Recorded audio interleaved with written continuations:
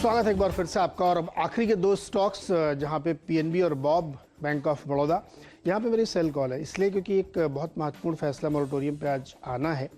अगर ये फैसला आता है तो ये तस्वीर देखना बड़ा इंटरेस्टिंग होगा कि किसके ऊपर किस तरीके के लोड्स आ सकते हैं, क्योंकि इस बारे में कई बार इंडिकेशंस हुए हैं। लेकिन इसमें सावधानी भरा ट्रेड इसलिए आपको करना चाहिए क्योंकि कई बार रिजर्व बैंक फैसला देता नहीं है, रिजर्व कर लेता है, बहुत बार होता है, तो आपको बहुत स्क्रीन देख के ट्रेड करना है। लेकिन अगर वो फैसला आता है कि मोरेटोरियम के बाद आपको अपने एनपीएस डिक्लेयर करने हैं तो शायद दिक्कत यहाँ पे बनती हुई दिखेगी। तो इसलिए पीएनबी और बॉब में सेल कॉल होगी। दो सेल हैं, एक थोड़ा सा गड़बड़ हो गया। क्या सेल तो सोच के चला था कि मारुति होगा, तीसरा प्राइस हाइक है। एक्चुअली तीसरा 1 जनवरी को पहला लिया था, उसके बाद फिर से लिया था एक फोर्टनाइट बाद, और अब फिर से कल अनाउंसमेंट आया कि प्राइस हाइक। इस तरह का प्राइस कच्चे माल की लागत बढ़ रही कि इन्हें पास ऑन करना पड़ रहा है। और दूसरा, इस पास ऑन के बीच में ये लोग मार्केट शेयर लगातार लूज कर रहे थे। हमने कुछ दिन पहले अपडेट भी लिया था कि फरवरी में कैसे पैसेंजर व्हीकल सेगमेंट में मारुति ने मार्केट शेयर लूज करा है। 46% पे आ गए 52% से, और ज्यादातर लार्जली वो मार्केट शेयर गेन करा है टाटा मोटर्स ने पीवीज में।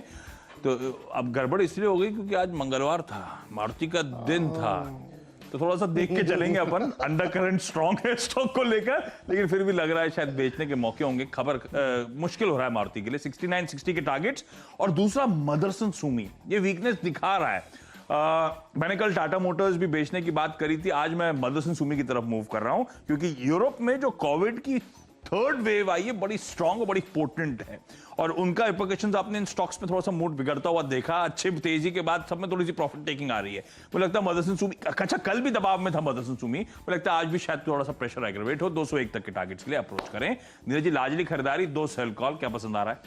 नहीं, जाएंगे तो बाय साइड में, लेकिन मैं ये ऑटो में खबर बता देता हूँ आपको। जापान में 2 दिन पहले एक चिप फैक्ट्री में आग लग गई है और वो 3 महीने से पहले अपनी प्रोडक्शन सप्लाई ठीक नहीं कर पाएंगे, तो उसकी वजह से बहुत सारी ऑटो कंपनीज पे इसका इम्पैक्ट पड़ेगा। यूएस में बहुत ज़बरदस्त, खास तौर पे टोयोटा और फोर्ड में शायद बहुत इम्पैक्ट देखने को मिल रहा है, लेकिन दुनिया में पड़ेगा क्योंकि चिप की सप्लाई एक बार फिर से डिस्टर्ब हो रही है।